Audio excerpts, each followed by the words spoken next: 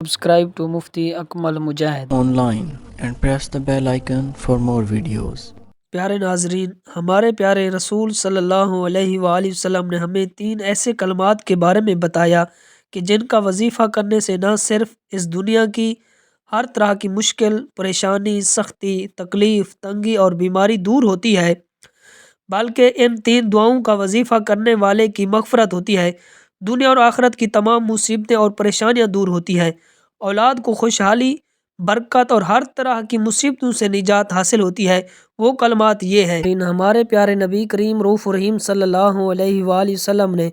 جو 3 دعائیں سکھائیں، ان میں سے سب سے پہلی دعا یہ ہے۔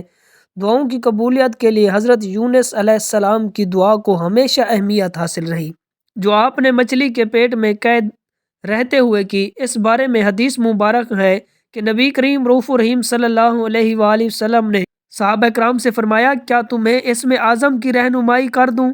کہ اس کے ذریعے اللہ تعالیٰ کو پکارنے سے دعا مستجاب ہو جاتی ہے؟ اور وہ دعا جناب یونس علیہ السلام کی دعا ہے، جس نے تاریخیوں میں آواز دی، لا الہ الا انت سبحانک انی کنت من الظالمین۔ یہ دعا صالحین نے ہمیشہ یاد رکھی اور تسبیحات کا معمول رکھی۔ اولیاء کرام، فقراء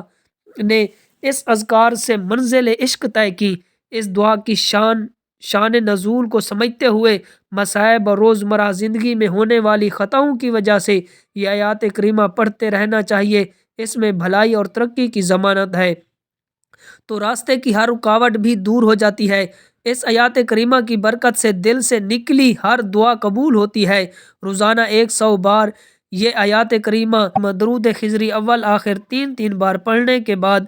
بعد از نماز عصر پڑھنی چاہیے۔ دوسری دعا جو نبی کریم رؤوف الرحیم صلی اللہ علیہ وسلم نے تلقین فرمائی، حضرت انس سے روایت ہے کہ نبی کریم رؤوف الرحیم صلی اللہ علیہ وسلم نے کوئی تکلیف پہنچتی تو آپ صلی اللہ علیہ وسلم یہ دعا کرتے تھے، یعنی جب بھی کوئی مشکل درپیش ہوتی، کوئی تکلیف پہنچتی، کوئی نقصان کا اندیشہ ہوتا تو یا کوئی دکھ پیش نظر ہوتا تو آپ صلی اللہ علیہ وآلہ وسلم یہ دعا کرتے، یا حی یا قیوم برحمتک استغیث۔ اس کا ترجمہ کہ اے زندہ اور ہمیشہ قائم رہنے والے، میں تیری رحمت کے ذریعے مدد طلب کرتا ہوں۔ جان لیجئے کہ اس دعا میں اللہ سبحانہ وتعالیٰ کے 2 نام یا حی یا قیوم موجود ہیں، اور نبی کریم رؤوف الرحیم صلی اللہ علیہ وسلم کے فرمان کے مطابق یہ اسم اعظم ہے،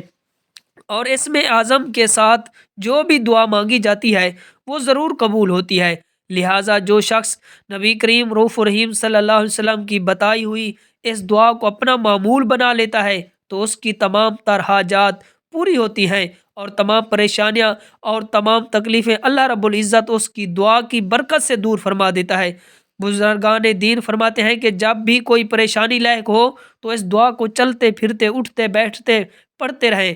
اور اگر کوئی شخص اس دعا کو کم سے کم 100 مرتبہ روزانہ پڑھنے کا اپنا معمول بنا لیتا ہے تو انشاءاللہ اس کی تمام پریشانیاں دور ہو جاتی ہیں، اس کے بگڑے ہوئے کام اس کی دعا کی برکت سے اور اللہ سبحانہ وتعالیٰ کی رحمت سے پایہ تکمیل تک پہنچ جاتے ہیں۔ لہٰذا نہایت فضیلت اور برکت والی دعا ہے، اسے اپنے روزمرہ کے وظیفے میں ضرور شامل کریں۔ انشاءاللہ آپ خود اور آپ کی اولاد ہر طرح کے رنج و غم سے محفوظ رہے گی۔ تیسری دعا جو اللہ کے پیارے حبیب صلی اللہ علیہ وسلم نے تلقین فرمائی، حضرت ابن عباس فرماتے ہیں کہ حضرت ابراہیم علیہ السلام کو جب نمرود آگ کے اندر ڈالنے لگا تھا، اس وقت حضرت ابراہیم علیہ السلام نے ان کلمات کے ساتھ اللہ تبارک و تعالیٰ کو پکارا، حسبنا اللہ و نعم الوکیل، اور جان لیجئے کہ یہ الفاظ قرآن پاک میں بھی موجود ہیں۔ تو فرمایا کہ یہ کلمات حضرت ابراہیم علیہ السلام نے اس وقت کہا تھا جب ان کو آگ میں ڈالا گیا تھا، اور یہی کلمات پیارے نبی کریم رؤوف الرحیم صلی اللہ علیہ وسلم نے اس وقت کہا تھا جب لوگوں نے مسلمانوں کو ڈرانے کے لیے کہا تھا کہ لوگوں، یعنی قریش کے لوگوں نے تمہیں ختم کرنے کے لیے بڑا سامان اکٹھا کر رکھا ہے، کہ یہ مسلمان بولے حسبنا اللہ و نعم الوکیل، یعنی ہمارے لیے اللہ ہی کافی ہے اور وہی بہترین کارساز ہے۔ پیارے مسلمان بھائیوں اور بہنوں، نبی کریم رؤوف الرحیم صلی اللہ علیہ وآلہ وسلم کے بتائے ہوئے وظائف میں خیر و برکت بھی ہے، اور ان وظائف کو کرنے سے عبادت کا ثواب بھی ہے۔ پیارے دوستو، جب جنتی لوگ اللہ کے حکم سے جنت میں چلے جائیں گے تو انہیں کسی بھی قسم کی کوئی حسرت، کوئی پریشانی، کوئی دکھ یا کوئی مصیبت، کسی سے کوئی باز یا نفرت نہیں ہوگی سوائے ایک حسرت کے۔ ہمارے پیارے نبی کریم رؤوف الرحیم صلی اللہ علیہ وسلم نے ارشاد فرمایا کہ اہل جنت کو صرف ایک حسرت ہوگی، وہ یہ کہ دنیا میں ان کا جو بھی لمحہ اللہ رب العزت کے ذکر سے خالی گزرا ہوگا اس پر انہیں حسرت ہوگی، کاش میں نے اس وقت کوئی اللہ کے ذکر سے غافل ہو کر نہ گزارا ہوتا، اس وقت میں بھی اللہ کا ذکر کیا ہوتا۔ اللہ اکبر کبیرہ۔ اب اندازہ کیجئے جن لوگوں نے اپنی زندگی میں کبھی ذکر کیا ہی نہیں تو کیا وہ خسارے والے ہوں یا نہیں ہیں؟ تو وہ ضرور حسرت کریں گے، کاش میں مٹی میں ہوتا، میں پیدا ہی نہ ہوتا۔ اور جس دن آنکھیں کھولیں گی تو یہ احساس ضرور ہوگا اور پھر کہیں گے کاش میں نے فلاں کو اپنا دوست نہ بنایا ہوتا، اس نے مجھے ذکر سے غافل کیا۔ اسی بات کو یوں کہہ لیں کہ وہ حسرت کرے گا، کاش میں نے ایسے شخص کو اپنا دوست بنایا ہوتا جو مجھے اللہ کے ذکر کی جانب راغب کرتا، یعنی اولیاء کرام کے ایسے ایسے نیک اور برگزیدہ بندے کہ جن کو دیکھ کر ہی اللہ یاد آ جائے۔ پیارے ناظرین، جان لیجئے کہ پیارے نبی کریم رؤوف الرحیم صلی اللہ علیہ وسلم کے اصحاب کرام اور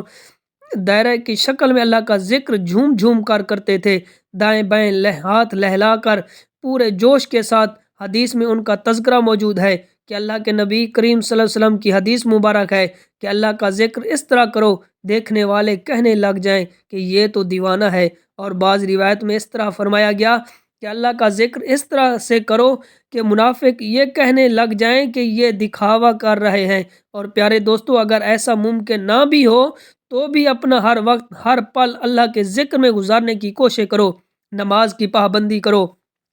پھر دیکھو اللہ تعالیٰ کس طرح سے آپ کی پریشانیاں، کن حالات کو خوشحالیوں میں تبدیل فرماتا ہے، آپ پر اپنی رحمتیں برکتیں نازل فرماتا ہے، کیونکہ بالآخر تمام طاقتوں کا سر چشمہ صرف اور صرف اللہ کی ذات ہے۔ اللہ تبارک تعالیٰ سے دعا ہے کہ نیکی کی بات کو سننے، سمجھنے اور اس پر عمل کرنے کی طاقت و توفیق عطا فرمائے، میرا سنانا آپ کا سننا قبول و منظور فرمائے